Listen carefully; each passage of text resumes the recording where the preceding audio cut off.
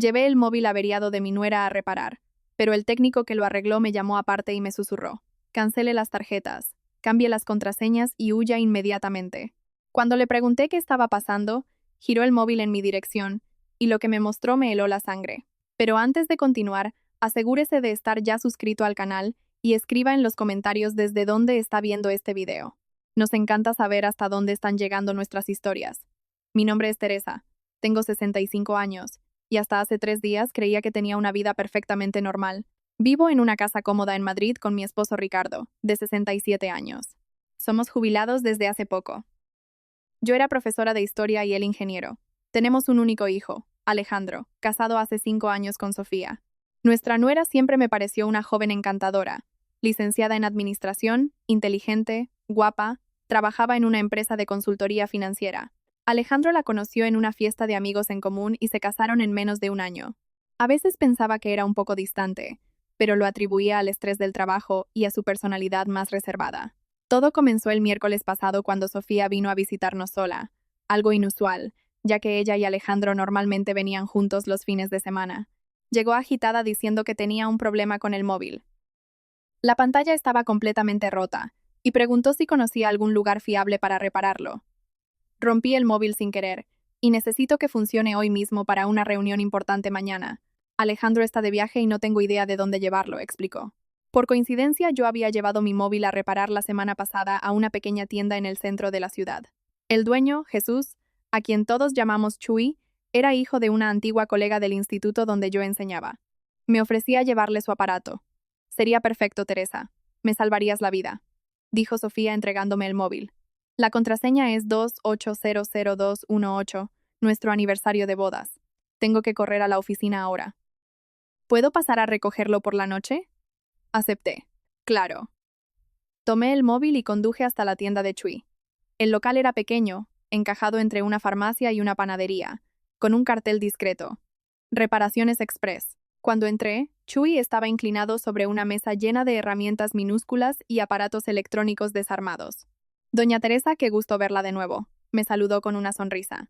Le expliqué lo del móvil de mi nuera y me aseguró que podría arreglarlo en pocas horas. Vuelvo después de comer, dije entregándole el aparato y la contraseña. Pasé la tarde haciendo compras y alrededor de las 16 regresé a la tienda. Chuy estaba solo y cuando me vio entrar su rostro cambió. La expresión simpática dio paso a algo que no pude descifrar en el momento: preocupación. Miedo, doña Teresa, dijo en voz baja, mirando rápidamente hacia la puerta, como si verificara que no hubiera nadie más. El móvil está listo, pero necesito mostrarle una cosa, señora. Fruncí el ceño confundida. ¿Algún problema con el aparato? No. Con el aparato, respondió, y entonces se acercó hablando casi en un susurro. Cancele las tarjetas, cambie las contraseñas y huya inmediatamente. Sentí un escalofrío recorrer mi espalda. ¿Qué? ¿De qué me está hablando Chuy? Me hizo una señal para que me acercara. Abrió el móvil de Sofía y entró en la aplicación de mensajes. Navegó hasta una carpeta llamada Plan B y me mostró la pantalla. Mi sangre se congeló. Eran mensajes intercambiados entre Sofía y mi hijo, detallando un plan para matarme. Mamá se está poniendo más olvidadiza, decía un mensaje de Alejandro. Es el momento perfecto. El médico ya está documentando sus lapsos de memoria a petición mía. Nadie va a cuestionar cuando suceda. La respuesta de Sofía me revolvió el estómago. El seguro de vida de ella y de tu padre vale casi 2 millones. Con la venta de la casa después tendremos suficiente para empezar de cero lejos de Madrid. Sentí que mis piernas flaqueaban y tuve que apoyarme en el mostrador. Esto no puede ser verdad, murmuré, más para mí misma que para Chuy. Doña Teresa, juro que no quería meterme. Cuando estaba probando el móvil después de la reparación, apareció una notificación y accidentalmente vi estos mensajes. No pude ignorarlo. Seguí deslizando la conversación con los ojos desorbitados por el horror. Discutían métodos, fechas, cómo hacerlo parecer un accidente doméstico. Hablaban de medicamentos que podrían usar, dosis que serían fatales para una señora de mi edad con presión alta. Mi propio hijo y su esposa planeando fríamente mi muerte. También están planeando matar a Ricardo, susurré sintiendo que me faltaba el aire. La conversación detallaba cómo harían para eliminar a mi esposo después. Tiene que ser con unas semanas de diferencia, escribió Alejandro. Una pareja mayor muriendo al mismo tiempo levantaría sospechas. Chuy cerró la puerta de la tienda y giró el cartel a cerrado. Me trajo un vaso de agua y me ayudó a sentarme. Tiene que ir a la policía, dijo él con voz firme pero gentil. Negué con la cabeza, todavía en shock. No me van a creer. Es la palabra de una anciana olvidadiza contra mi hijo y mi nuera, personas respetables en la comunidad. Entonces, señora, tiene que reunir pruebas y tiene que protegerse. Tenía razón. Tomé el móvil con manos temblorosas y comencé a tomar fotos de los mensajes con mi propio aparato. Documenté todo: fechas, horas, el plan detallado, las menciones al médico de la familia que aparentemente estaba siendo manipulado para crear un historial de demencia. Chui, ¿podrías restaurar el móvil exactamente como estaba? No quiero que ellos sepan que descubrimos algo. Él estuvo de acuerdo y trabajamos juntos por 1 hora más. Cuando terminó, el móvil de Sofía parecía intacto, sin ninguna señal de que sus mensajes secretos hubieran sido descubiertos. Al salir de la tienda, me sentí como si estuviera en una pesadilla. El cielo gris de Madrid parecía aún más sombrío. ¿Cómo volvería a casa? ¿Cómo miraría a Ricardo sabiendo que nuestro único hijo planeaba matarnos? Peor aún, ¿cómo enfrentaría a Sofía cuando viniera a recoger el móvil? Conduciendo de vuelta a casa, planeé cada paso. Primero tenía que alertar a Ricardo sin asustarlo demasiado. Luego teníamos que actuar rápido, pero con inteligencia. Si Alejandro y Sofía sospechaban que sabíamos algo, podrían acelerar sus planes o crear una nueva estrategia. El peso de la traición era casi insoportable.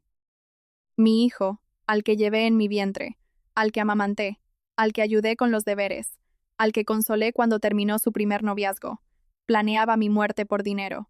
Estacioné el coche frente a nuestra casa y respiré hondo varias veces. Tenía que mantener la calma. El juego de vida o muerte había comenzado y yo tenía que ser más inteligente que los dos jóvenes que pensaban que una anciana olvidadiza sería presa fácil. Pocos sabían ellos que esta señora había enfrentado la dictadura cuando era estudiante, que había criado a un hijo sola mientras su esposo viajaba por trabajo, que había sobrevivido a un cáncer de mama hace 5 años.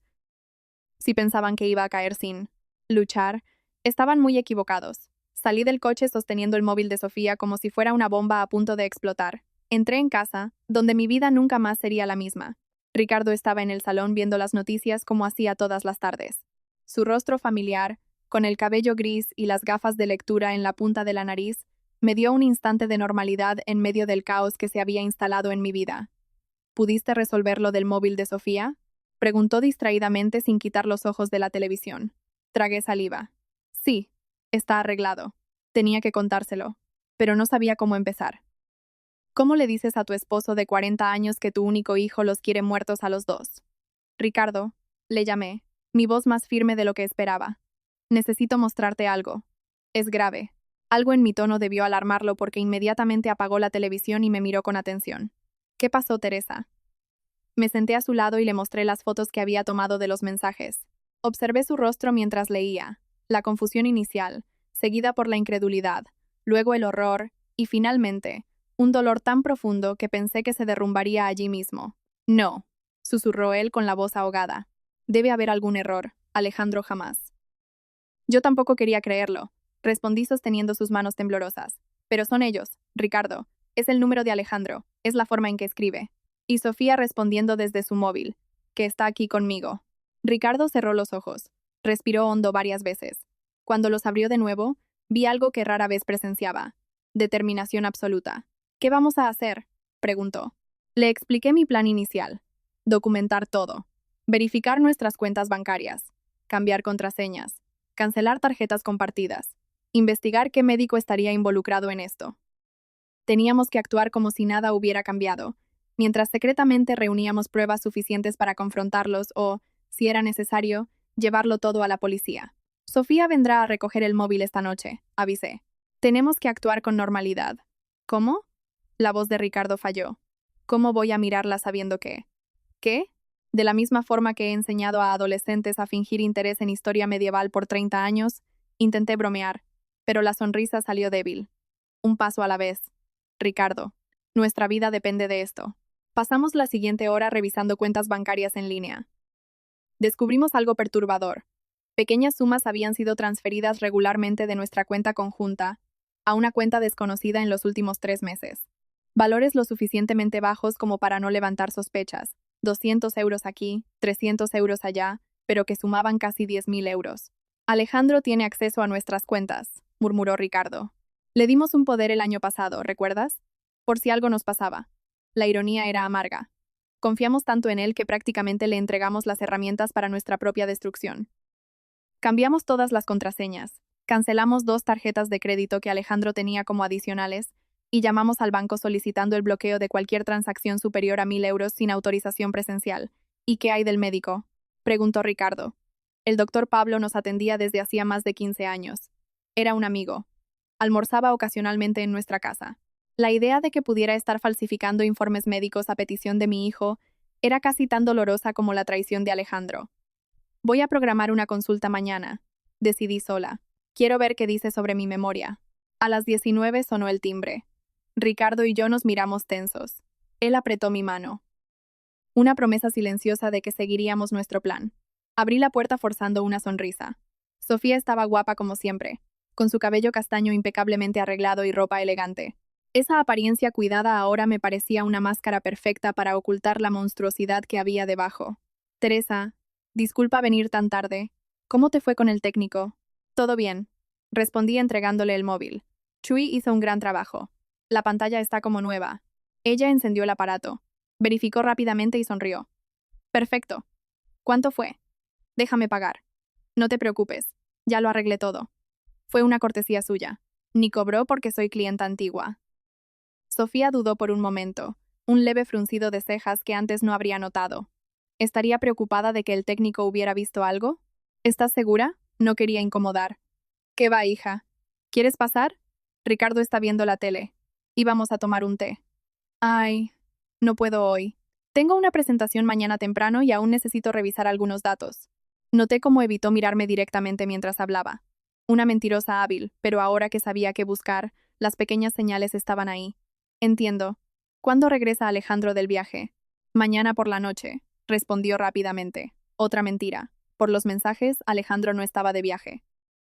Estaba en casa esperando noticias de ella. Dile que nos visite pronto, dije, manteniendo el tono casual. Hace casi 2 semanas que no lo vemos. ¿Claro? Sonrió guardando el móvil en su bolso. Él también los extraña. ¿Claro? Ay, me acordé. ¿Ya revisaron a ese médico que Alejandro les recomendó? El especialista en memoria. Mi corazón se aceleró, pero mantuve la expresión neutra. Todavía no tuvimos tiempo. ¿Por qué? Dudó. Su rostro una máscara de preocupación fingida. Alejandro comentó que últimamente has estado olvidando algunas cosas importantes, nombres, citas, impresión suya. Respondí con una risa ligera. Mi memoria está excelente. Recuerdo hasta el día en que usaste ese mismo conjunto en la fiesta de cumpleaños de mi prima Elisa hace 2 meses. Vi algo pasar rápidamente por sus ojos. Frustración, preocupación, antes de que su sonrisa social volviera. Bueno, de todas formas nunca está de más hacerse un chequeo, ¿no? A su edad. Claro, claro. Programaré una consulta pronto. Nos despedimos y tan pronto como cerré la puerta, me apoyé en ella, agotada por el esfuerzo de fingir normalidad. Ricardo me esperaba en el salón tenso. ¿Y bien? Sé. Sé. Intentó sembrar la idea de mi pérdida de memoria. Respondí sentándome a su lado. Están construyendo el escenario para cuando suceda. ¿Qué hacemos ahora? Actuar, respondí, una determinación creciendo dentro de mí. Mañana temprano voy al doctor Pablo. Después quiero verificar nuestro seguro de vida. Necesitamos saber exactamente qué alteró a Alejandro. Y luego vamos a armar nuestra propia trampa. Esa noche apenas pude dormir. Cada ruido de la casa parecía una amenaza. Me levanté 3 veces para verificar si las puertas estaban cerradas. En una de esas veces, encontré a Ricardo en la cocina, bebiendo agua con la misma mirada atormentada que yo debía tener. Estoy pensando en Alejandro de niño, dijo en voz baja. ¿Recuerdas cómo le tenía miedo a la oscuridad? ¿Cómo corría a nuestra cama durante las tormentas? ¿Qué le pasó a ese niño, Teresa? No tenía respuesta. ¿Cómo nuestro hijo amoroso se había transformado en ese extraño calculador capaz de planear fríamente nuestra muerte? Lo vamos a descubrir. Prometí abrazándolo. Y vamos a sobrevivir a esto. A la mañana siguiente llamé al consultorio del doctor Pablo alegando una emergencia. Conseguí una consulta para las 10. Antes de salir, verificamos de nuevo todas nuestras cuentas en línea y descubrimos algo aún más perturbador. Había un nuevo seguro de vida a mi nombre contratado hacía 3 meses, del cual yo no tenía conocimiento. ¿Cómo es posible?, pregunté horrorizada. Ricardo navegó por los documentos digitalizados. Mira, la firma es la tuya. Me acerqué a la pantalla incrédula. La firma realmente se parecía a la mía, pero yo nunca había firmado ese documento. Falsificaron mi firma, murmuré. Y hay más. Mira el valor, 1.5 millones. Y el único beneficiario es Alejandro, completó Ricardo, su voz quebrada. La realidad de la situación finalmente me golpeó con toda su fuerza. No era solo un plan vago, ya habían dado pasos concretos. Documentos fueron falsificados, dinero estaba siendo desviado, un médico posiblemente estaba involucrado, y ahora un seguro de vida que yo desconocía completamente, listo para ser cobrado después de mi muerte accidental. Salí de casa sintiendo el peso del mundo sobre mis hombros. La consulta con el doctor Pablo sería crucial. Yo necesitaba descubrir hasta qué punto estaba involucrado en esa conspiración. El consultorio estaba tranquilo a esa hora de la mañana. La recepcionista, que me conocía desde hace años, sonrió al verme. Doña Teresa, qué gusto verla. El doctor ya va a atenderla. Menos de 10 minutos después me llamaron. El doctor Pablo, un hombre de mediana edad con cabello gris y expresión generalmente amigable, parecía ligeramente incómodo cuando entré. Teresa, qué sorpresa. Alejandro me llamó ayer. Dijo que andabas renuente a hacerte exámenes. Mantuve mi expresión neutra mientras me sentaba. En serio, qué raro que diga eso. De hecho, doctor, vine porque estoy preocupada por mi memoria.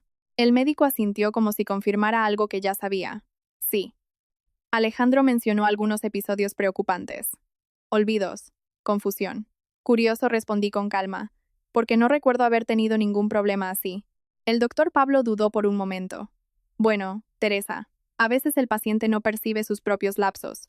Es común en cuadros iniciales de demencia. Y usted ya tiene un diagnóstico por lo visto. Parecía cada vez más incómodo. No, claro que no. Pero Alejandro me mostró algunos videos. Usted confundiendo fechas, olvidando nombres de personas cercanas. ¿Vídeos? Pregunté genuinamente sorprendida. ¿Puedo verlos? No me dejó copias, pero... Doctor. Pablo, interrumpí inclinándome hacia adelante. Soy su paciente desde hace 15 años. ¿Usted me conoce? ¿De verdad cree que tengo demencia? ¿O solo está creyendo lo que dice mi hijo? El silencio que siguió fue revelador. Finalmente suspiró. Teresa. Yo. Alejandro vino a verme varias veces en los últimos meses muy preocupado. Dijo que usted y Ricardo estaban perdiendo la capacidad de cuidarse a sí mismos, que necesitaban supervisión. Me pidió que documentara cualquier señal de declive cognitivo, y usted accedió. Tuvo la decencia de parecer avergonzado. Solo anoté lo que él relató. No diagnostiqué nada sin exámenes. Lo miré fijamente, dejando que el silencio se extendiera hasta volverse incómodo. Doctor Pablo, mi hijo está planeando matarme a mí y a Ricardo. El shock en su rostro parecía genuino. ¿Qué, Teresa? Esa es una acusación muy seria. Tengo pruebas. Y ahora entiendo por qué necesitaba su involucramiento, aunque fuera indirecto. Un historial médico documentando declive cognitivo haría mi muerte mucho menos sospechosa. El doctor Pablo palideció visiblemente. Sus manos, normalmente firmes, temblaban ligeramente mientras se ajustaba las gafas. Teresa, yo nunca, jamás participaría en algo así. Creí que Alejandro estaba genuinamente preocupado por usted. Saqué mi móvil del bolso y le mostré algunas de las fotos que había tomado de los mensajes. Mientras leía, su rostro pasaba de la incredulidad al horror. Dios mío, murmuró finalmente. No tenía idea. Quiero ver mi historial médico, exigí. Ahora. Dudó solo un momento antes de acceder a su computadora y abrir mi historial médico. Giró la pantalla para que yo pudiera leer. Allí estaba documentado en lenguaje clínico impersonal. Paciente presenta signos de declive cognitivo según lo relatado por el hijo. Episodios recurrentes de confusión, desorientación temporal y espacial, olvido de nombres y eventos recientes. Se recomienda evaluación neurológica completa. Esto es mentira, dije con voz firme. Y usted lo sabe, Teresa. Solo registré lo que Alejandro relató. No confirmé ni diagnostiqué nada. Pero creó un registro que podría ser usado en mi contra. Un registro médico oficial, sugiriendo que estoy perdiendo mis facultades mentales. Perfecto para cuando muriera accidentalmente, ¿no cree? El médico parecía verdaderamente perturbado. ¿Qué quiere que haga? Primero imprima este historial para mí con su firma. Luego quiero que haga un nuevo registro con fecha de hoy, afirmando que me evaluó personalmente, y no encontró ninguna señal de compromiso cognitivo. Accedió de inmediato, claramente afectado por la situación. Y doctor, añadí mientras tecleaba, si algo nos pasa a Ricardo o a mí, este historial y nuestra conversación de hoy serán las primeras cosas que verá la policía. Salí del consultorio con los documentos en mano. Una prueba concreta de la conspiración en nuestra contra. El doctor Pablo había sido manipulado por Alejandro, pero su complicidad, aunque fuera por ingenuidad, casi nos costaría la vida. Conduje al banco a continuación. Necesitaba verificar personalmente nuestras cuentas y principalmente revocar cualquier poder que le hubiéramos dado a Alejandro. El gerente, el señor Mauricio, que llevaba nuestras cuentas desde hacía años, se sorprendió visiblemente cuando pedí revocar el poder. Doña Teresa, ¿estás segura? Su hijo me buscó recientemente diciendo que a ustedes les gustaría ampliar sus poderes para manejar las finanzas, ya que el señor Ricardo no anda bien de salud. Otra mentira. Ricardo estaba perfectamente saludable para sus 67 años. Mi esposo está muy bien, señor Mauricio. Y sí, estoy absolutamente segura. De hecho, quiero verificar todos los movimientos de nuestras cuentas en los últimos 6 meses. Pasamos la siguiente hora revisando extractos. Además de las pequeñas transferencias que ya habíamos identificado en línea, descubrimos algo aún más perturbador. Alejandro había iniciado el proceso para obtener una segunda tarjeta de crédito de Ricardo, alegando la pérdida de la original. Dijo que el señor Ricardo había perdido la tarjeta, pero no quería molestarlo con la burocracia. Explicó el gerente claramente avergonzado ahora. ¿Y ustedes emitieron una nueva tarjeta sin la presencia o firma del titular? Pregunté incrédula. El señor Mauricio se revolvió en la silla incómodo. Bueno, como él tenía poder y ya manejaba varias cuestiones financieras para ustedes.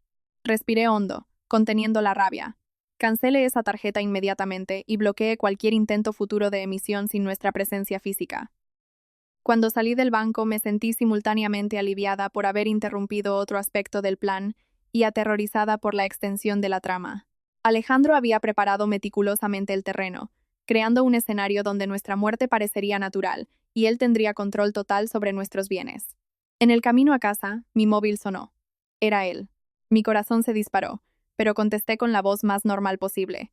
Hola, hijo. ¿Mamá? ¿Todo bien? Acabo de llegar de viaje y Sofía me dijo que llevaste su móvil a reparar. Fue muy amable de tu parte. La naturalidad con la que mentía era impresionante. No había viaje alguno. De nada, querido. El chico de la asistencia es hijo de una colega mía. Nos hizo un buen precio. ¡Qué bien! Oye, estaba pensando en pasar por ahí esta noche con Sofía. Hace tiempo que no cenamos juntos, ¿verdad? Un escalofrío recorrió mi espalda.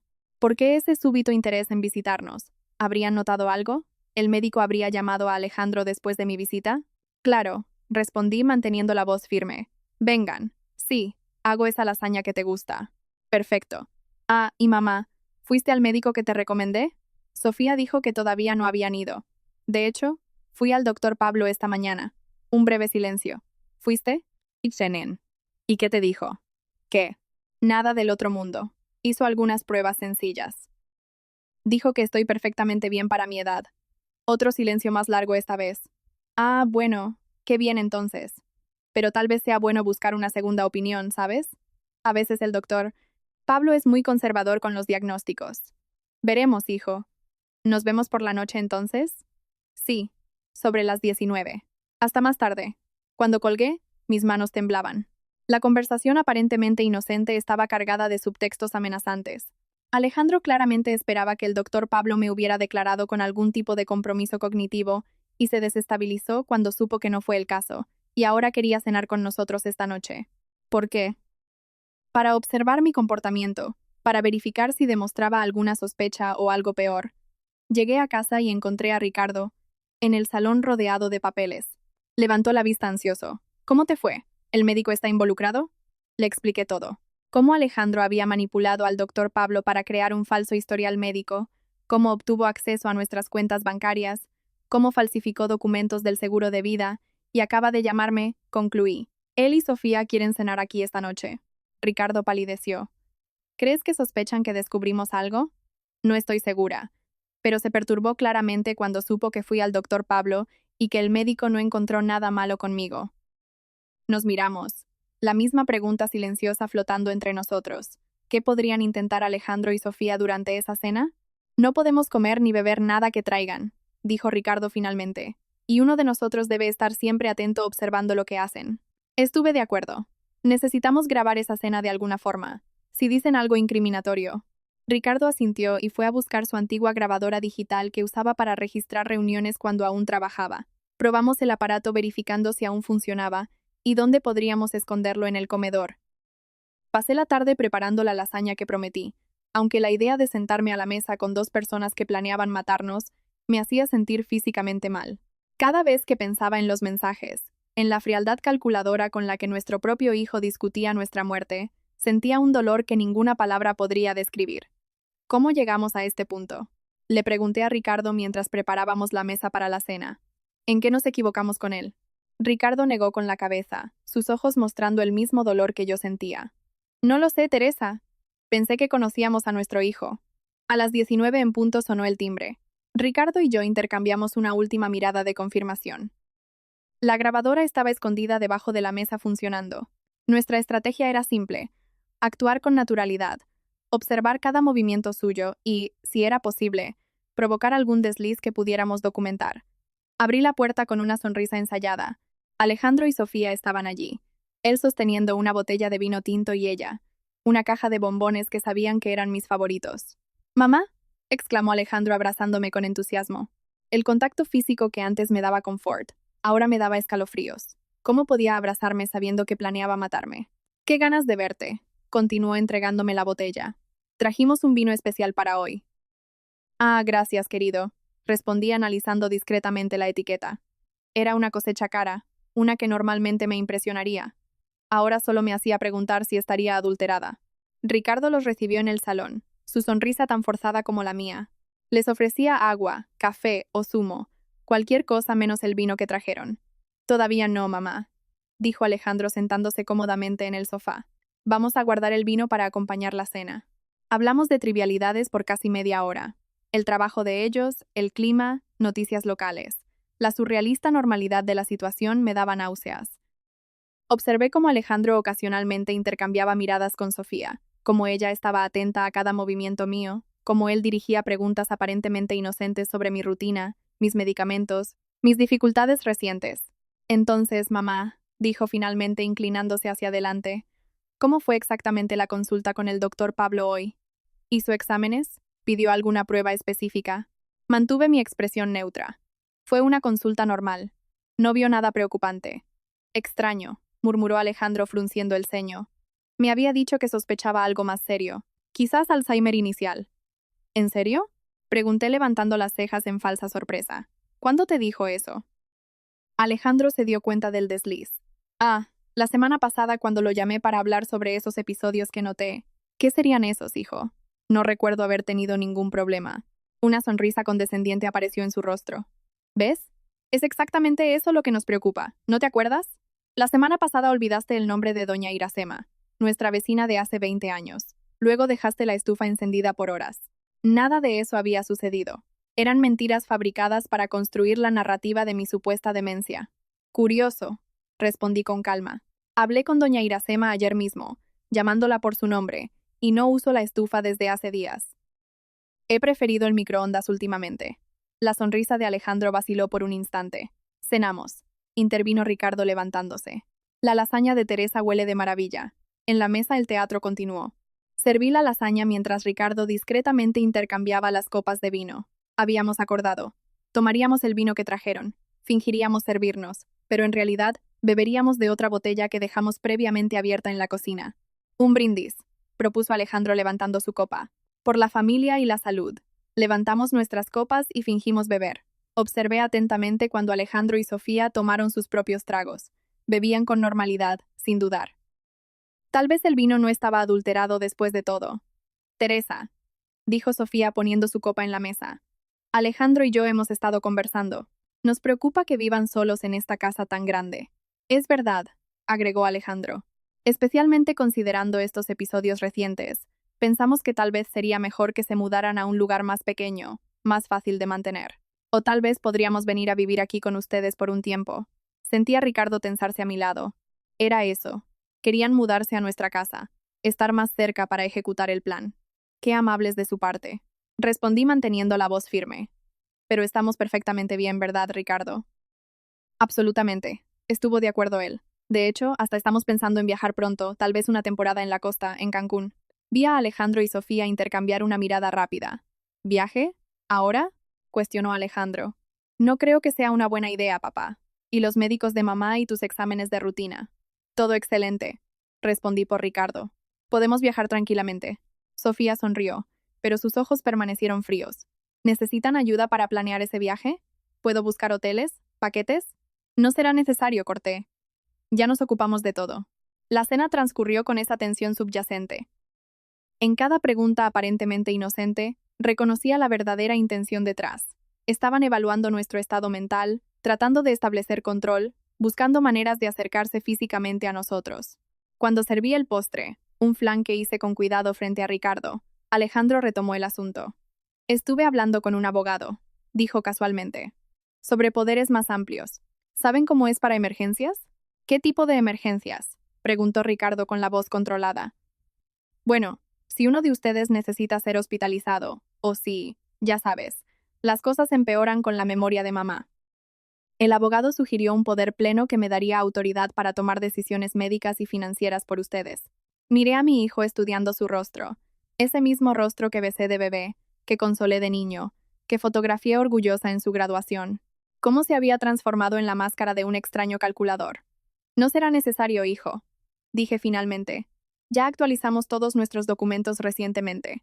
Incluso hicimos algunos cambios en nuestro testamento y en los beneficiarios de los seguros. La expresión de Alejandro se congeló por un instante. Cambios. ¿Qué tipo de cambios? Nada del otro mundo, solo asegurando que todo esté en orden en caso de que algo nos pase. Sofía puso la mano sobre el brazo de Alejandro como si lo contuviera. Siempre es bueno revisar esos documentos, dijo ella suavemente.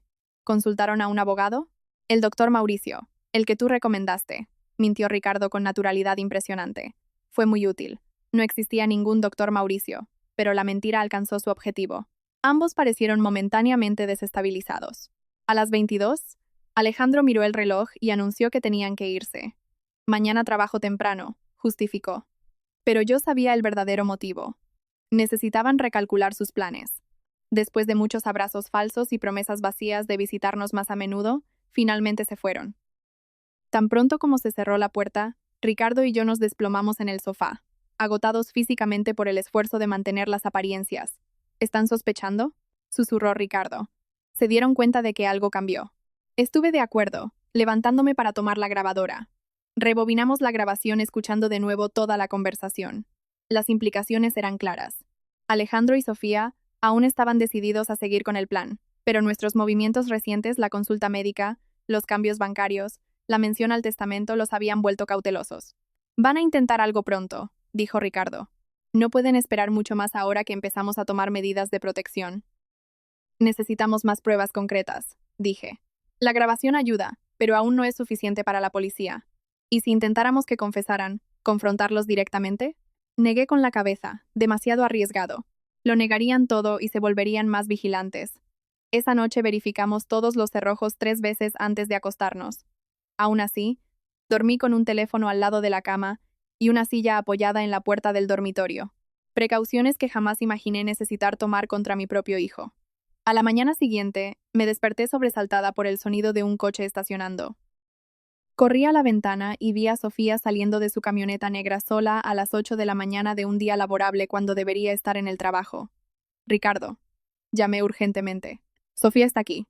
Él se levantó rápidamente, aún soñoliento. ¿Sola? ¿Dónde está Alejandro? No lo sé. Voy a abrir, pero quédate cerca. Bajé las escaleras tratando de controlar el ritmo de mi respiración. ¿Por qué vendría Sofía tan temprano sin avisar? ¿Qué quería? Abrí la puerta incluso antes de que tocara el timbre. Su rostro registró sorpresa por un momento, rápidamente sustituida por una sonrisa ensayada. Teresa, disculpa venir tan temprano. Estaba de paso camino al trabajo, y pensé en dejar estos documentos que Alejandro separó para ustedes. Sostenía un archivador amarillo. ¿Qué documentos? Pregunté sin intentar tomarlo. Sobre ese poder que hablamos ayer y algunos artículos sobre tratamientos para Alzheimer inicial que pueden ayudar a retrasar el progreso de la enfermedad. Extendió el archivador de nuevo. Alejandro está realmente preocupado por ti. Miré el archivador por un largo momento. Era una trampa. Tenía que serlo. Tal vez documentos ya preparados con mi firma falsificada, como el seguro de vida que descubrimos. ¿Por qué no pasas? Invité manteniendo mi tono casual. Podemos tomar un café y revisarlo juntas. Sofía dudó visiblemente. De hecho, voy tarde al trabajo. Solo quería dejar esto para que lo leyeran con calma. Insisto, dije abriendo más la puerta. Ricardo acaba de hacer café fresco. Solo tomará 5 minutos. A regañadientes entró. La conduje hasta la cocina donde Ricardo ya estaba, aparentando tranquilidad mientras tomaba su café. Sofía, qué agradable sorpresa, dijo él. Trajo algunos documentos para que firmemos. Expliqué enfatizando la palabra firmemos. Ricardo entendió de inmediato. Qué bien, respondió él. Vamos a echar un vistazo. Sofía parecía cada vez más incómoda mientras Ricardo tomaba el archivador y comenzaba a examinar los documentos. La observé atentamente, notando cómo sus ojos seguían cada movimiento de él, como sus dedos tamborileaban nerviosamente en la mesa. Interesante, murmuró Ricardo después de unos minutos. Este poder le daría a Alejandro control total sobre nuestras finanzas y decisiones médicas. Prácticamente nos volvería legalmente incapaces. Es solo una precaución, justificó Sofía rápidamente, considerando la condición de Teresa. ¿Qué condición sería esa exactamente? Pregunté directamente. Bueno, los lapsos de memoria, la confusión. Ella dudó, aparentemente dándose cuenta de que estaba en terreno peligroso. Alejandro notó varios episodios. Curioso, comenté. El doctor. Pablo no encontró nada de eso ayer. Los médicos pueden equivocarse, replicó recuperando la compostura. Por eso la importancia de una segunda opinión con un especialista. Ricardo puso los documentos de vuelta en el archivador y lo empujó hacia Sofía. Agradecemos la preocupación, pero no vamos a firmar esto. De hecho, ya iniciamos los procedimientos para revocar el poder limitado que le dimos a Alejandro el año pasado. El shock en su rostro fue genuino y momentáneo, rápidamente sustituido por una expresión de preocupación estudiada. Pero, ¿por qué? Alejandro solo quiere ayudar. Estamos seguros de que sí, respondí, pero preferimos mantener el control de nuestras propias vidas. Sofía se levantó abruptamente. Tengo que irme. Estoy realmente atrasada. Claro, dije acompañándola hasta la puerta. Dile a Alejandro que llamaremos más tarde para hablar sobre estos documentos. Tan pronto como ella se fue, Ricardo y yo nos miramos. La misma conclusión evidente para ambos. Están acelerando el plan, susurró él. Sí, asentí. Y eso significa que tenemos que actuar ahora. Después de que Sofía se fue, Ricardo y yo examinamos cuidadosamente los documentos que había traído. Como sospechábamos, el poder le daría a Alejandro poderes absolutos sobre nuestras finanzas, propiedades y decisiones médicas. También había un formulario de internamiento voluntario para una clínica de reposo, en realidad una institución para adultos mayores con demencia severa, con espacios para nuestras firmas. Ya ni siquiera intentan disimular, murmuró Ricardo, sus dedos temblando mientras hojeaba los papeles. Prácticamente nos están pidiendo que firmemos nuestra propia sentencia de muerte. Eso es bueno, respondí sorprendiéndolo. Cuanto más explícitos sean, más pruebas tendremos. Pasé la mañana fotografiando cada documento, creando copias digitales que envié al correo electrónico de Estela, mi amiga de mucho tiempo, y la única persona fuera de nuestra casa en la que confiaba completamente. Le expliqué brevemente la situación y le pedí que guardara los archivos de forma segura, sin hablar con nadie sobre ello.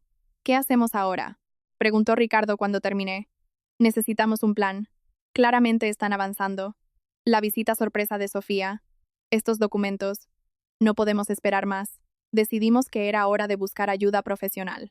No la policía. Aún no teníamos pruebas definitivas suficientes, sino un abogado que pudiera orientarnos sobre cómo proteger legalmente nuestros bienes y, más importante, nuestras vidas.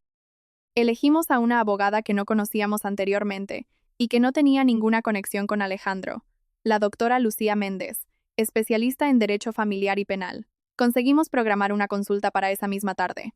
En un elegante despacho en el centro de la ciudad, le explicamos toda la situación a la doctora Lucía. Los mensajes descubiertos, las cuentas bancarias, el seguro de vida fraudulento, los historiales médicos manipulados, los documentos que Sofía había traído esa mañana. La abogada nos escuchó con atención, tomando notas ocasionales y pidiendo detalles específicos. Cuando terminamos, respiró hondo antes de hablar. Señores, estamos ante una situación extremadamente grave. Lo que me han descrito configura diversos crímenes: conspiración, falsificación de documentos, intento de estafa y, más seriamente, conspiración para homicidio. ¿Tenemos pruebas suficientes para la policía?, preguntó Ricardo. Los mensajes son la prueba más contundente, pero como los obtuvieron accediendo al móvil de Sofía sin su autorización, existe el riesgo de que sean consideradas pruebas ilícitas. Sin embargo, considerando la gravedad de la situación y el peligro inminente para ustedes, creo que podemos construir un caso sólido. ¿Qué debemos hacer primero?, pregunté.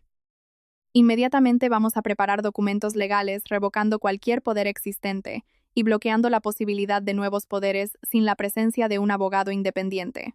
Yo misma puedo servir como testigo de la capacidad mental de ustedes. Luego vamos a presentar una denuncia detallada presentando todas las pruebas que tenemos hasta ahora. Pasamos las siguientes 2 horas firmando documentos, formalizando declaraciones y planeando cada paso. La doctora Lucía fue minuciosa, asegurando que cada aspecto legal estuviera cubierto. Ahora, dijo finalmente, vamos a la cuestión más urgente, su seguridad física. Les sugiero enfáticamente que no vuelvan a casa hoy. Ricardo y yo intercambiamos miradas alarmadas. ¿Cree que estamos en peligro inmediato? Pregunté, aunque ya sabía la respuesta. Basado en lo que me contaron, sí, se dieron cuenta de que están tomando medidas de protección.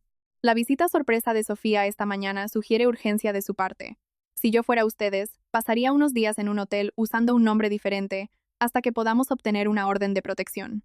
Salimos del despacho de la abogada con un archivador lleno de documentos y una sensación de urgencia. Fuimos directamente a la comisaría de policía, donde presentamos una denuncia detallada. El comisario de turno, un hombre de mediana edad llamado Raúl Salas, escuchó nuestra historia con creciente preocupación. Esto es extremadamente grave, comentó después de examinar las pruebas. Voy a asignar un investigador al caso de inmediato y a solicitar vigilancia discreta para su residencia. Cuando mencionamos que la abogada había sugerido no volver a casa, el comisario estuvo de acuerdo enfáticamente. De hecho, sería más seguro que se queden en otro lugar por ahora. Pero antes me gustaría enviar un equipo para instalar cámaras discretas en su casa con su consentimiento. Claro. Si intentan entrar o hacer algo, tendremos pruebas concretas. Estuvimos de acuerdo con el plan. Volveríamos brevemente a casa, solo para recoger algunas pertenencias esenciales mientras los policías instalaban equipos de vigilancia en puntos estratégicos. Luego iríamos a un hotel en el centro de la ciudad, lejos de nuestro barrio, usando nombres falsos según lo sugerido.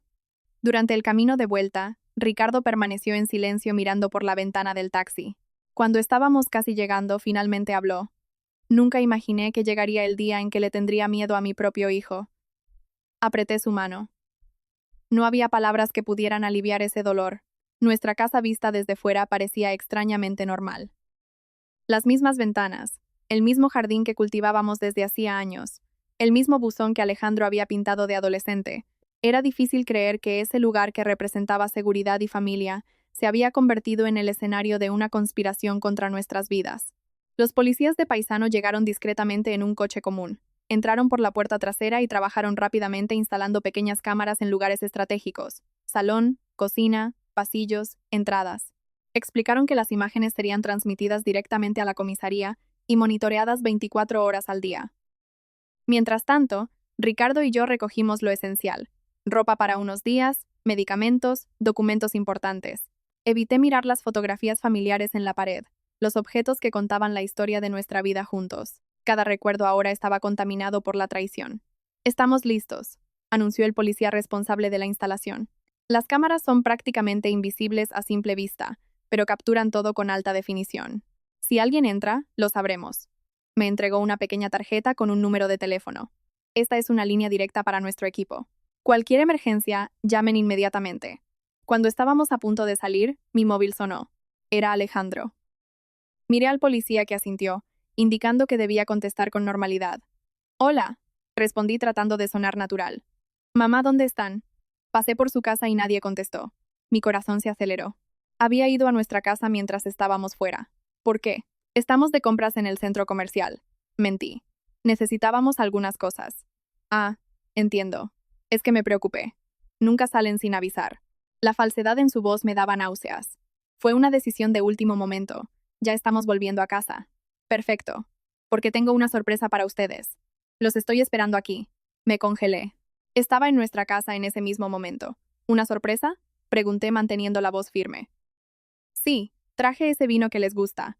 Pensé en pasar la tarde juntos conversando sobre esos documentos que Sofía dejó en la mañana. El policía me hizo una señal para que mantuviera la conversación. Qué amable, hijo. Llegaremos en media hora más o menos. Perfecto. Los espero. Cuando colgué, el policía ya se estaba comunicando con sus colegas. Sospechoso en el lugar. Repito, sospechoso en el lugar. Mantengan distancia, pero estén preparados. Volviéndose hacia nosotros, explicó. Vamos a dejar que entre. Observen lo que hace. Si intenta plantar algo, drogas, veneno, cualquier cosa, lo tendremos en video. Sería una prueba irrefutable.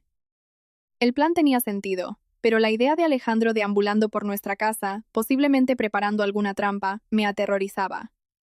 ¿Y si descubre las cámaras? Preguntó Ricardo. Altamente improbable. Son del tamaño de un botón y colocadas en lugares estratégicos. Además, tenemos agentes posicionados discretamente en la calle. Fuimos a un café cercano donde esperamos ansiosamente noticias. Con cada minuto que pasaba, imaginaba lo que Alejandro estaría haciendo en nuestra casa, preparando alguna trampa, plantando evidencias contra nosotros, revolviendo nuestras pertenencias en busca de algo.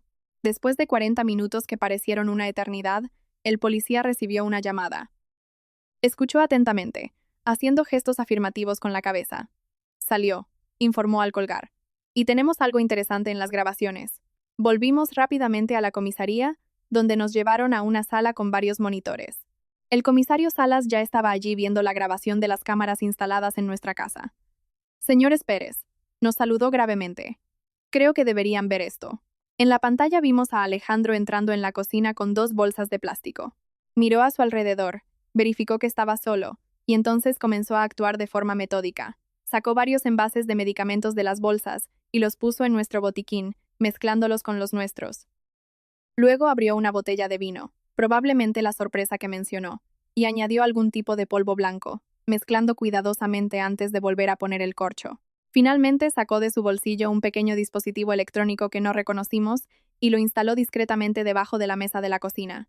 Probablemente un micrófono o cámara. Dios mío, murmuré con las manos cubriendo mi boca. Ver a mi propio hijo en video preparando deliberadamente lo que parecía ser nuestra muerte era un dolor indescriptible.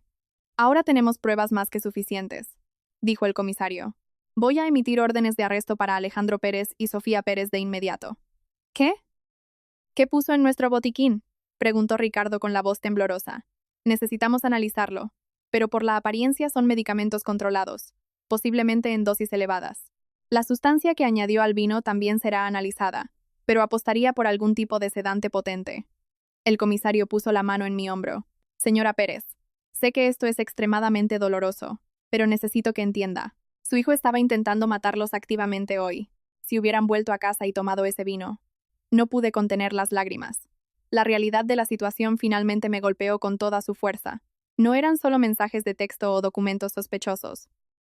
Era mi hijo en nuestra cocina envenenando deliberadamente bebidas y medicamentos que sabía que usaríamos. ¿Qué pasa ahora?, preguntó Ricardo abrazándome mientras yo lloraba. Los vamos a arrestar hoy mismo, respondió el comisario. Con estas evidencias no hay posibilidad de libertad provisional. Están seguros ahora, pero aún recomiendo que permanezcan en el hotel por unos días hasta que resolvamos todo. Mientras salíamos de la comisaría tratando de procesar todo lo que había sucedido, una oficial de policía se acercó apresuradamente. Comisario Salas, acabamos de recibir una llamada. Alejandro y Sofía Pérez están en la casa de los señores Pérez en este momento. Parecen agitados. Los están buscando. El comisario reaccionó de inmediato. Equipo táctico, listo. Vamos ahora. Volviéndose hacia nosotros explicó. Probablemente se dieron cuenta de que algo anda mal, que ustedes no volvieron a casa como prometieron. Los vamos a arrestar ahora mismo. ¿Podemos ir con ustedes? Pedí, sorprendiéndome a mí misma. Una parte de mí quería huir, nunca más ver a Alejandro o Sofía. Pero otra parte, tal vez la más fuerte, necesitaba estar allí, presenciar el final de esa pesadilla. El comisario dudó, pero terminó accediendo. Pueden quedarse en el coche de policía a una distancia segura, pero no interferirán de ninguna manera. En el camino a nuestra casa, con el corazón latiendo descontroladamente en el pecho, me pregunté cómo había llegado a ese punto. Cómo mi hijo, al que abracé en mis brazos de bebé, se había transformado en ese extraño capaz de planear fríamente mi muerte. Cuando llegamos, varios coches de policía ya estaban posicionados discretamente alrededor de nuestra casa. Por la radio escuchamos que Alejandro y Sofía continuaban allí dentro, aparentemente discutiendo sobre qué hacer. Se dieron cuenta de que algo anda mal, comentó un policía. Están intentando llamar a los móviles de los señores Pérez repetidamente. De hecho, mi móvil había sonado varias veces en los últimos minutos. Siempre Alejandro. Ignoré cada llamada siguiendo las instrucciones de la policía. El comisario Salas coordinaba personalmente la operación hablando en voz baja por la radio con los diversos agentes posicionados. Equipos en posición. Anunció finalmente. Vamos a entrar en un minuto. Fue entonces cuando vimos movimiento. La puerta principal se abrió y Alejandro salió apresuradamente, seguido por Sofía. Ambos llevaban mochilas y parecían agitados, mirando nerviosamente a su alrededor mientras se dirigían al coche estacionado en la acera. Están intentando huir, murmuró Ricardo. En un instante, varios policías salieron de sus escondites, rodeando a la pareja con armas en mano. Policía, alto. Manos donde podamos ver. Vi el shock en el rostro de Alejandro, el pánico en los ojos de Sofía. Por un momento, Alejandro pareció considerar correr, pero rápidamente se dio cuenta de que estaba rodeado. Lentamente, ambos levantaron las manos. En cuestión de segundos, fueron inmovilizados, esposados y puestos en vehículos separados. Todo fue tan rápido y organizado que parecía irreal como una escena de película. El comisario Salas se acercó a nuestro coche. Está hecho. Ambos están bajo custodia, acusados de intento de homicidio, conspiración y diversos otros crímenes. Encontramos el vino adulterado y los medicamentos que él plantó. Vamos a analizar todo.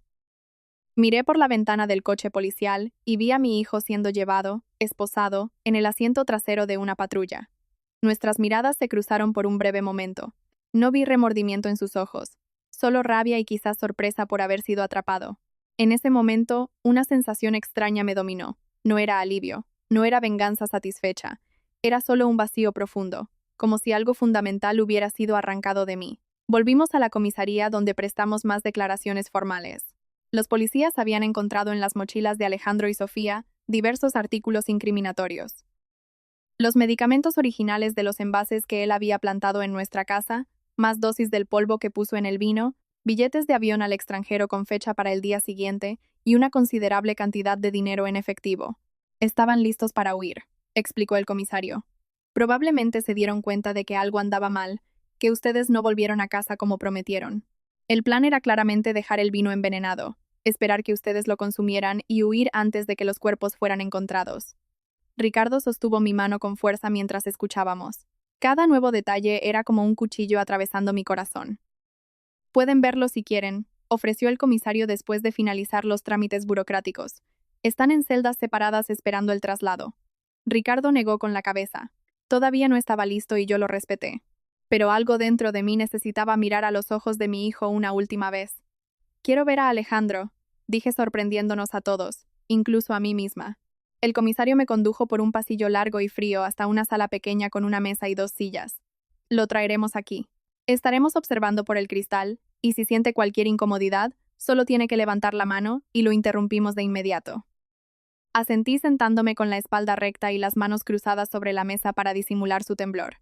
Unos minutos después, la puerta se abrió, y Alejandro entró esposado y escoltado por un policía. Su rostro estaba pálido, los ojos rojos, el cabello despeinado. Parecía haber envejecido 10 años en pocas horas. El policía lo hizo sentarse frente a mí y salió, permaneciendo justo afuera de la puerta. Por casi un minuto permanecimos en silencio, solo mirándonos. Alejandro fue el primero en hablar. Me tendieron una trampa, dijo él con la voz baja y amarga.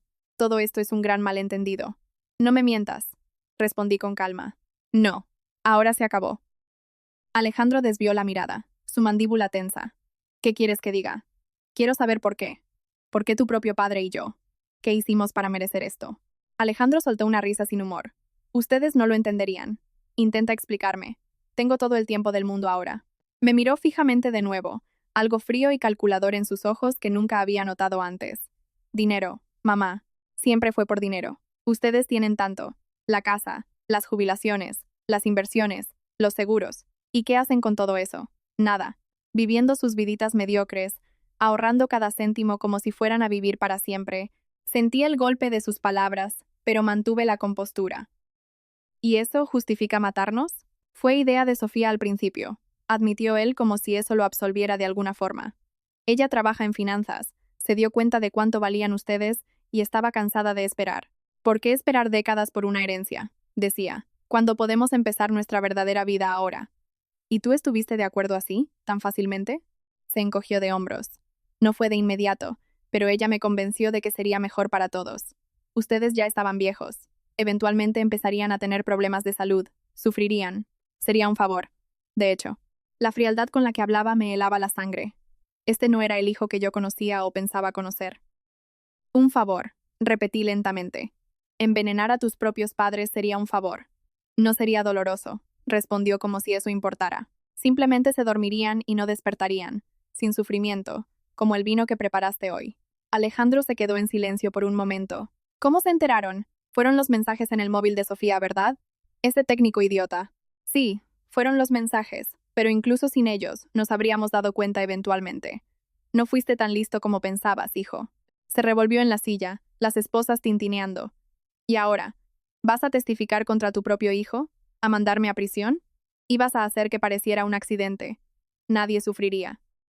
Morirían pacíficamente y yo finalmente tendría la vida que merezco. La vida que mereces. Repetí, dejando que las palabras flotaran en el aire entre nosotros. Lo miré. Realmente lo miré intentando ver más allá de la rabia, más allá de la frialdad, buscando cualquier vestigio del niño que criamos. No encontré nada. No te reconozco, dije finalmente, mi voz casi un susurro. El hijo que criamos, que amamos, que protegimos, ¿dónde está? Estoy aquí, respondió Alejandro, un destello de emoción cruzando su rostro. Soy yo. Solo crecí. Solo me cansé de esperar mi turno. Me levanté lentamente. Tendrás un buen abogado. Pagaremos por eso. Es el último acto como tus padres. Pero no esperes nada más de nosotros, Alejandro. Lo que hiciste no tiene vuelta atrás. Mamá, me llamó cuando ya estaba en la puerta. No entiendes. Yo solo quería una oportunidad de vivir de verdad. Me giré una última vez. Te dimos todas las oportunidades, hijo. Educación, amor, apoyo. La elección de cómo vivir fue tuya y elegiste esto. Salí de la sala sintiendo como si cada paso requiriera un esfuerzo enorme. En el pasillo encontré a Ricardo esperando con los ojos rojos, el rostro marcado por lágrimas que ni siquiera intentaba ocultar. ¿Qué te dijo? Preguntó en voz baja. La verdad, finalmente respondí. Hizo todo por dinero. Nuestra muerte sería solo un medio para que él tuviera la vida que merece. Ricardo cerró los ojos, un dolor profundo contorsionando su rostro. ¿Cómo no nos dimos cuenta? ¿Cómo no vimos en lo que se convirtió? No tenía respuesta. La misma pregunta me atormentaba. ¿Cómo los padres que estuvieron presentes en cada momento importante, que celebraron cada logro, que enseñaron valores y principios, pudieron criar a alguien capaz de planear fríamente el asesinato de sus propios padres? Dejamos la comisaría en silencio, dirigiéndonos al hotel donde pasaríamos las próximas noches. En el camino, Ricardo habló poco, absorto en sus propios pensamientos. Yo sabía que estaba reviviendo cada momento de la crianza de Alejandro, buscando el punto exacto donde algo salió mal. En el hotel, un lugar sencillo pero cómodo en el centro de la ciudad, pedimos una habitación con 2 camas individuales. Ninguno de los dos lo mencionó, pero ambos sabíamos que necesitábamos nuestro propio espacio esa noche. El dolor era demasiado personal, demasiado profundo para ser compartido, incluso después de tantos años juntos. Me acosté agotada, pero el sueño no llegaba. Imágenes de Alejandro niño se mezclaban con la visión de él, poniendo veneno en el vino, creando una pesadilla despierta de la que no podía escapar. Cuando finalmente me dormí, fue un sueño agitado, lleno de sueños confusos, donde corría por pasillos interminables, perseguida por sombras con el rostro de mi hijo. Me desperté sobresaltada con el sonido del móvil. Era el comisario Salas. Señora Pérez, disculpe llamar tan temprano. Necesitamos que venga a la comisaría lo antes posible. Hubo un desarrollo en el caso. El tono grave en su voz me alarmó. ¿Sucedió algo? Prefiero explicarlo personalmente. Es mejor que vengan cuanto antes. Desperté a Ricardo y le conté sobre la llamada. En 30 minutos estábamos en la comisaría siendo conducidos directamente a la sala del comisario. Salas nos recibió con expresión grave. Señores Pérez, agradezco que hayan venido tan rápido. Tengo noticias complicadas. ¿Qué pasó? Preguntó Ricardo con la voz tensa. Sofía Pérez solicitó hacer una declaración completa a cambio de reducción de pena. Está dispuesta a testificar contra su hijo. Sentí un nudo en la garganta. ¿Qué dijo? Según ella, el plan original era solo robarles, desviar dinero de las cuentas, obtener poderes para controlar los bienes. La idea de eliminarlos físicamente surgió solo en los últimos meses, cuando Alejandro se dio cuenta de que ustedes podrían descubrir los desvíos. Ricardo apretó mi mano con fuerza.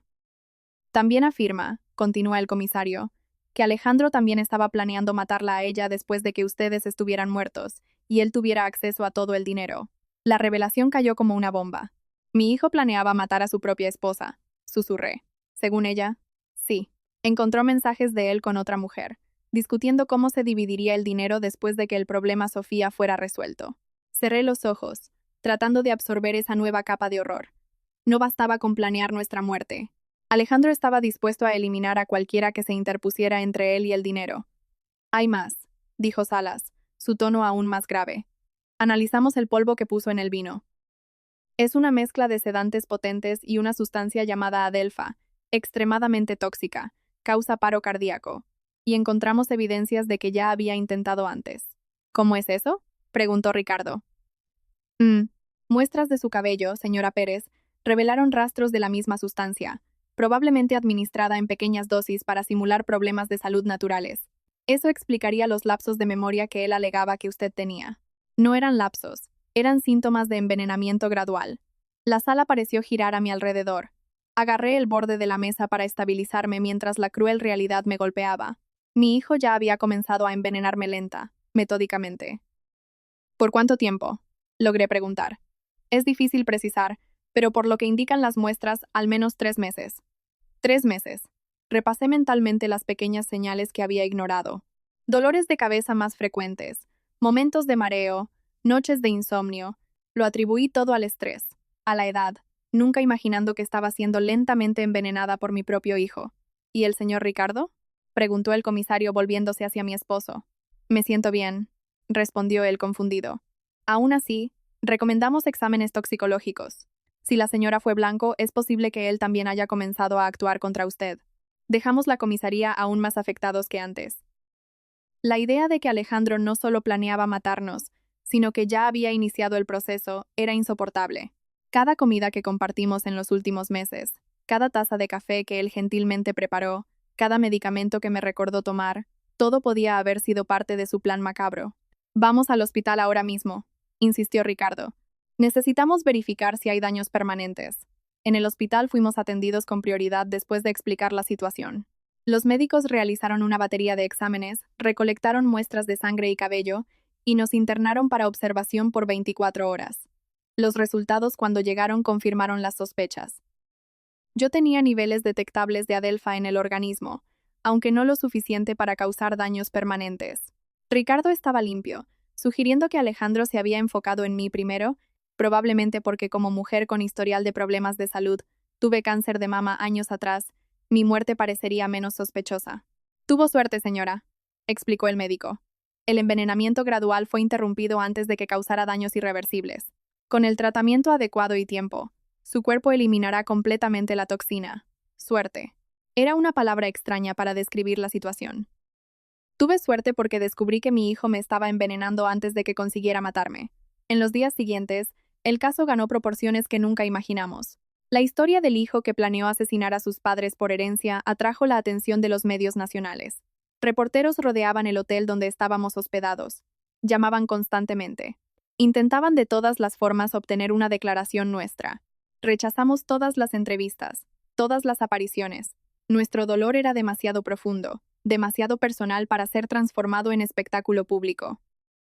La doctora Lucía, nuestra abogada, se convirtió en nuestra portavoz oficial, gestionando todos los aspectos legales y manteniendo a la prensa a distancia. Fue ella quien nos trajo la noticia de que Alejandro sería acusado de intento de homicidio calificado con los agravantes de envenenamiento premeditado y motivo vil. Si era condenado, enfrentaría décadas de prisión.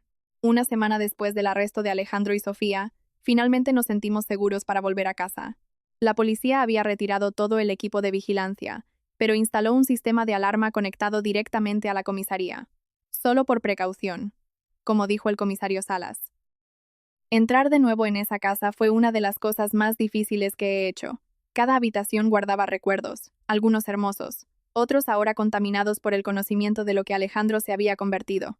En el salón, las fotografías familiares parecían burlarse de nosotros. Alejandro de niño sonriendo en su primer día de escuela. Alejandro adolescente orgulloso con su trofeo de natación. Alejandro adulto en su boda con Sofía. Momentos que capturaban una vida que ahora sabíamos que había sido, al menos en parte, una ilusión. Ricardo caminó lentamente por la casa, tocando objetos, mirando fotografías, como si intentara reconciliar el pasado feliz con el presente devastador. Necesitamos mudarnos, dijo finalmente. No puedo vivir aquí sabiendo lo que pasó en esta cocina, en esta casa. Estuve de acuerdo en silencio. La casa, que había sido nuestro refugio durante décadas, ahora estaba impregnada de traición y peligro. Esa noche, acostados en nuestra cama, de la mano en la oscuridad, Ricardo expresó el pensamiento que me estaba atormentando. ¿Llegaremos a entender alguna vez lo que pasó? ¿Cómo nuestro hijo se transformó en esto? No lo sé, respondí honestamente. Tal vez algunas cosas no tienen explicación. Tal vez algunas personas simplemente eligen el camino equivocado, independientemente de cómo fueron criadas. Hablamos con él, Teresa, tantas veces sobre honestidad, sobre trabajo duro, sobre familia. ¿Cómo no fue suficiente? Tal vez para algunas personas nada sea suficiente. Tal vez el vacío dentro de ellas nunca pueda ser llenado. Permanecimos en silencio por un largo tiempo, cada uno absorto en sus propios pensamientos. Finalmente, Ricardo habló de nuevo. ¿Qué hacemos ahora? ¿Cómo seguimos adelante después de esto? Era la pregunta que yo misma me venía haciendo. ¿Cómo reconstruir una vida cuando los propios cimientos fueron destruidos? ¿Cómo confiar de nuevo cuando la traición vino de quien más amábamos? Un día a la vez. Respondí apretando su mano. Empezamos de nuevo en otro lugar apoyándonos mutuamente. En las semanas siguientes pusimos la casa a la venta. Iniciamos el proceso de búsqueda de un nuevo hogar e intentamos de alguna forma reconstruir una sensación de normalidad. Encontramos un pequeño apartamento en el centro de la ciudad, completamente diferente de la casa espaciosa donde criamos a Alejandro, y comenzamos lentamente a transferir solo los artículos que no traían recuerdos dolorosos. Mientras tanto, el caso judicial avanzaba. Sofía llegó a un acuerdo con la fiscalía, aceptando testificar contra Alejandro a cambio de una pena reducida. Alejandro, por otro lado, se mantuvo firme en negar las acusaciones más graves, alegando que todo era más que un malentendido familiar y que las pruebas habían sido manipuladas. 2 meses después de su arresto, recibimos una carta de él desde la prisión. Ricardo quiso quemarla sin leer, pero algo en mí necesitaba saber lo que tenía que decir. La carta era corta, escrita con la caligrafía familiar que reconocería en cualquier lugar. Mamá y papá, sé que probablemente no quieren saber de mí, pero necesito decir esto. Todo lo que hice fue por amor. Sí, quería el dinero, quería la libertad, pero también quería ahorrarles el sufrimiento de envejecer, de volverse dependientes, de perder la dignidad. No espero perdón. Sé que lo que hice es imperdonable a sus ojos, pero quiero que sepan que no fue por odio, fue por ambición. Sí, por avaricia tal vez, pero también por una forma distorsionada de amor. Un día, cuando estén listos, me gustaría verlos de nuevo. Hasta entonces, sepan que a pesar de todo, sigo siendo su hijo, Alejandro. Leí la carta 3 veces tratando de encontrar sinceridad en las palabras, algún vestigio del hijo que conocí, pero todo lo que vi fue más manipulación, más intentos de justificar lo injustificable. Por amor, murmuré doblando la carta. Intentó matarnos por amor. Ricardo, que finalmente decidió leerla también, negó con la cabeza con tristeza. Todavía no entiende. Tal vez nunca entienda. Guardé la carta en un cajón y nunca respondí. Tal vez un día, cuando el dolor no fuera tan agudo, cuando pudiera pensar en Alejandro sin sentir esa mezcla devastadora de amor y traición, encontraría las palabras para responder. Pero no ahora. No mientras la herida aún sangraba. Los meses siguientes pasaron en un borrón de procedimientos legales, sesiones con psicólogos y la ardua tarea de reconstruir nuestras vidas. Vendimos la casa por un valor inferior al del mercado. Queríamos deshacernos de ella lo antes posible y nos establecimos en el apartamento en el centro de la ciudad.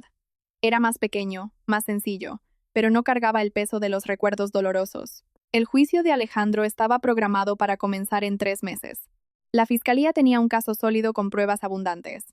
Los mensajes de texto, los vídeos de la casa, los exámenes toxicológicos confirmando el envenenamiento gradual, el testimonio de Sofía, los documentos falsificados. La condena parecía segura. Aún así, la idea de testificar contra mi propio hijo me aterrorizaba. ¿Cómo me sentaría en ese tribunal y le contaría al mundo cómo había planeado metódicamente nuestra muerte? ¿Cómo lo miraría a los ojos mientras sellaba su destino? Ricardo y yo discutimos esto exhaustivamente con nuestra terapeuta, la doctora Marta, a quien empezamos a visitar semanalmente después de toda la tragedia. Ustedes no son responsables de sus elecciones, nos recordaba constantemente. Testificar no es una traición, es simplemente contar la verdad. Pero él es nuestro hijo, argumentaba Ricardo. A pesar de todo, sigue siendo nuestro hijo. Sí, es su hijo y también es un hombre adulto que tomó decisiones terribles. Ambas realidades pueden coexistir. Una tarde, mientras organizaba algunas cajas que aún no habíamos desempacado en el nuevo apartamento, encontré un álbum de fotografías antiguo. Me senté en el suelo y comencé a hojearlo lentamente. Eran fotos de Alejandro, de bebé, luego de niño, de adolescente, siempre sonriendo, siempre rodeado por nuestro amor. En una foto específica, tenía unos 5 años y sostenía orgulloso un dibujo que había hecho. 3 figuras de palo representando a nuestra familia con un sol sonriente encima. Para la mejor mamá del mundo, decía el dibujo en letras infantiles torcidas. Las lágrimas vinieron incontrolables. ¿Dónde estaba ese niño ahora?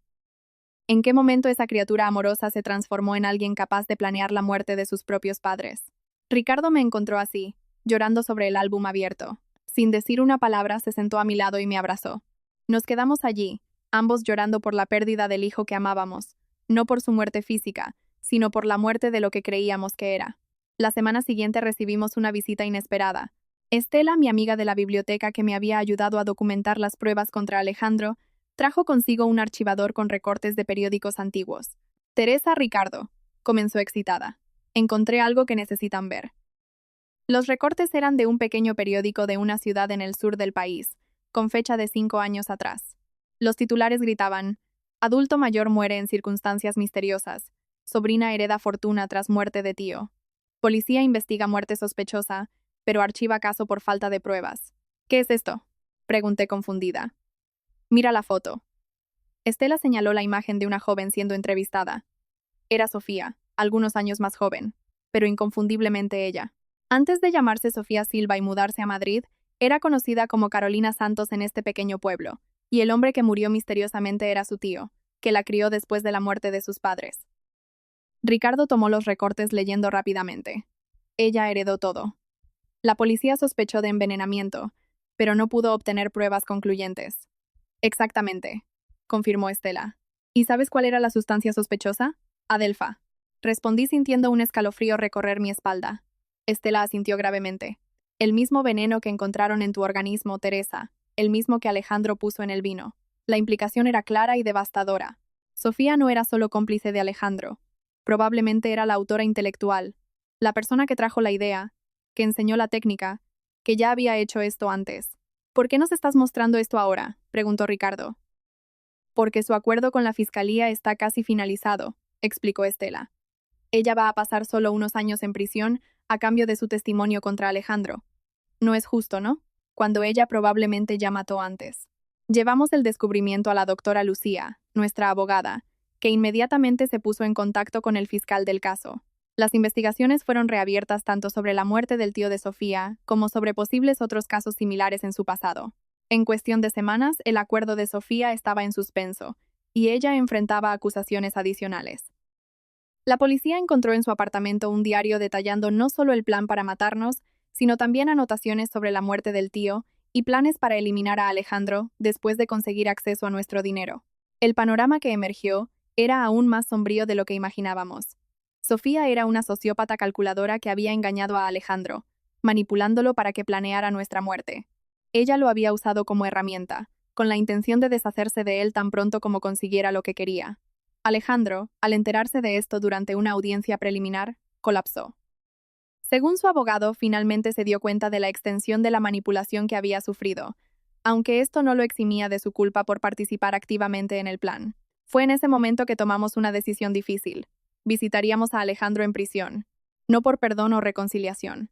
Era demasiado pronto para eso, si es que alguna vez sería posible, sino para mirar la verdad de frente, para intentar entender.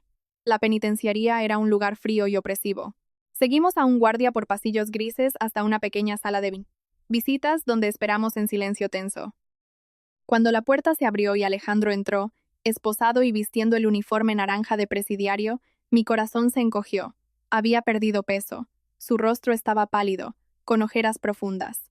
Parecía mucho mayor que sus 35 años. Cuando nos vio entrar, lágrimas inmediatas comenzaron a correr por su rostro. Mamá, papá, susurró con la voz ronca. Vinimos, respondió Ricardo simplemente sentándose al lado de la mesa. No había mucho que decir. El abismo entre nosotros era demasiado vasto para ser llenado con palabras.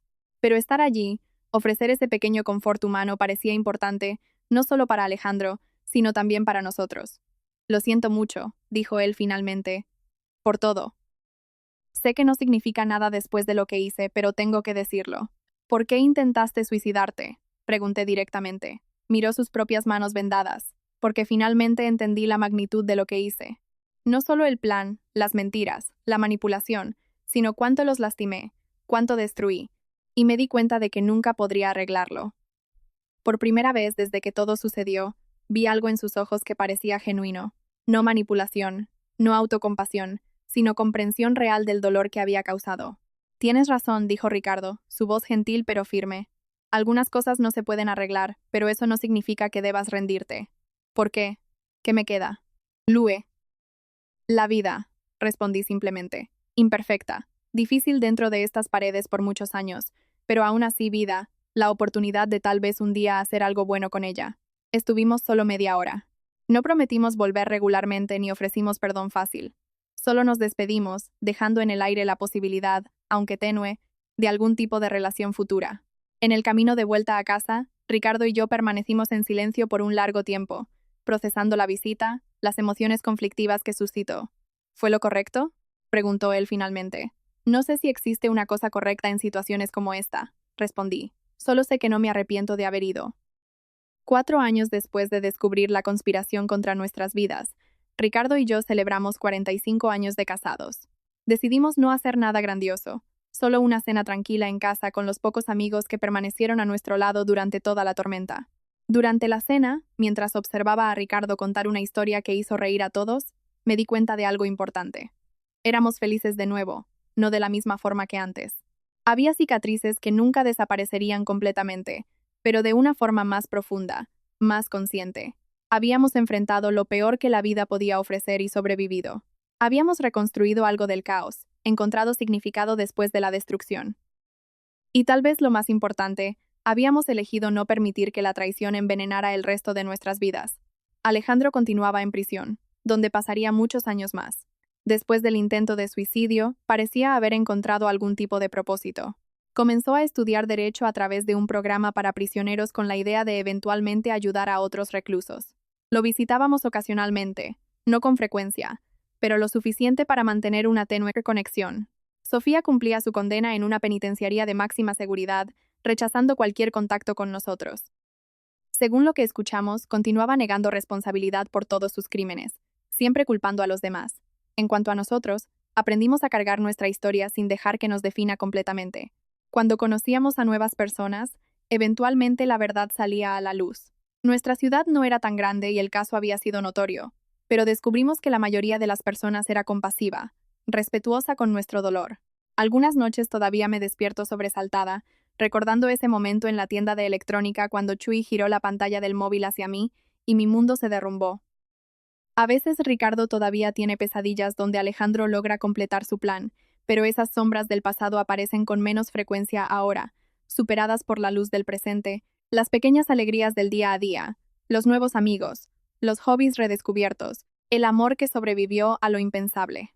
En la noche de nuestro aniversario de 45 años, después de que todos los invitados se fueron, Ricardo y yo nos sentamos en el balcón de nuestro apartamento contemplando el cielo estrellado. ¿Quién lo diría?, comentó él sosteniendo mi mano, que después de todo estaríamos aquí juntos, sobrevivientes. Sonreí apretando su mano. Más que eso, corrigió Ricardo, vivientes, y tenía razón. No estábamos solo sobreviviendo, estábamos viviendo plenamente, conscientemente agradecidos.